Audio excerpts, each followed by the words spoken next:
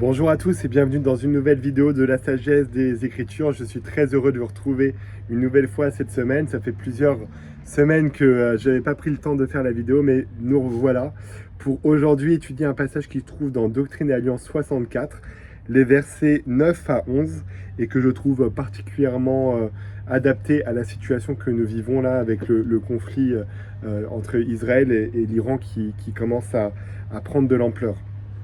Alors, dans Doctrine et Alliance 64, le verset 9 à 11, Jésus dit « C'est pourquoi je vous dis que vous devez vous pardonner les uns aux autres, car celui qui ne pardonne pas à son frère ses offenses est condamné devant le Seigneur, car c'est en lui que reste le plus grand péché. Moi, le Seigneur, je pardonne à qui je veux pardonner, mais de vous, il est requis de pardonner à tous les hommes.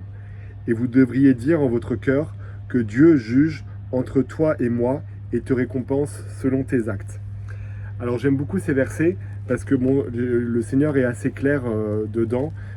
Il nous est demandé de pardonner à tout le monde, toutes les offenses qui peuvent nous être faites.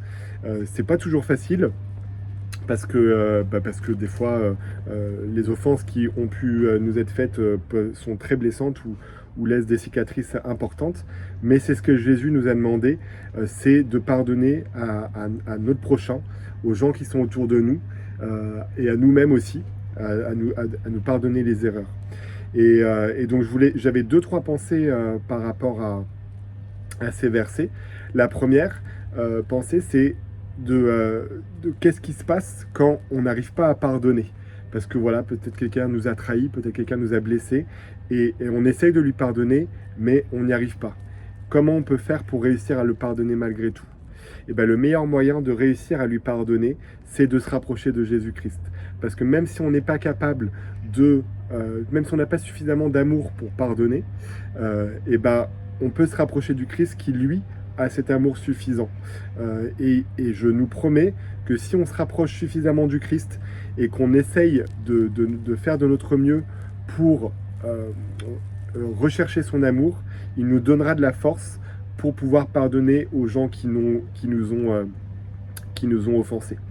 Et la deuxième pensée concerne plus le verset 11, où Jésus dit « Vous devriez dire en votre cœur que Dieu juge entre toi et moi et te récompense selon tes actes. » Et j'aime beaucoup ces versets parce que des fois dans le pardon, on voudrait que la justice s'applique immédiatement et peut-être même des fois c'est pour ça qu'on n'arrive pas à pardonner, c'est parce qu'on se dit qu'en pardonnant, la justice ne va pas s'appliquer. Mais pardonner, ça ne veut pas dire que la justice ne s'appliquera pas, c'est juste que la justice sera rendue par Dieu. Et l'avantage, on en a déjà parlé dans d'autres vidéos, mais l'avantage de la justice rendue par Dieu, c'est qu'elle est parfaite. Elle prend en compte toutes les situations, elle prend en compte les faiblesses et les forces de chacun, elle prend en compte les circonstances, elle prend tout en compte, alors que parfois, et très souvent malheureusement, la justice des hommes, et particulièrement la nôtre, elle est biaisée par notre point de vue et par notre vision qui est incomplète. Et donc voilà, c'est la petite invitation que je nous lance. Et encore une fois, particulièrement dans ces moments où les guerres sont de plus en plus présentes, nous avons besoin de nous pardonner les uns les autres. Et des fois, c'est pas forcément des gens qui sont très loin de nous. Parfois, c'est nos parents. Parfois, c'est nos frères et sœurs.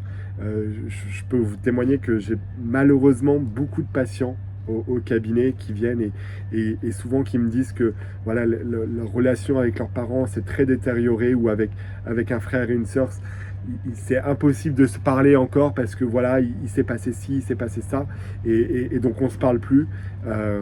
Et encore une fois, le pardon, c'est pas forcément d'oublier ce qui s'est passé, mais c'est admettre que la personne a fait comme elle a pu dans cette situation, et de lui donner une deuxième chance.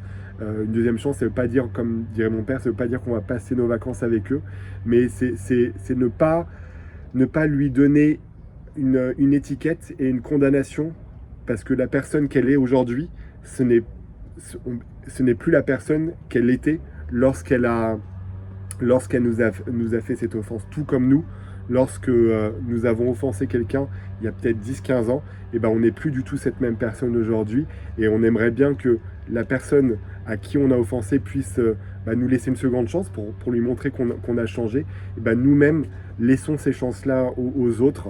Ça ne veut pas dire, encore une fois, être naïf, mais pardonnons, et je nous promets qu'en pardonnant, on aura plus de paix dans ce monde, dans notre cœur et dans notre vie. Voilà, cette petite pensée que je voulais partager avec vous. N'hésitez pas à la partager avec les gens qui sont autour de vous.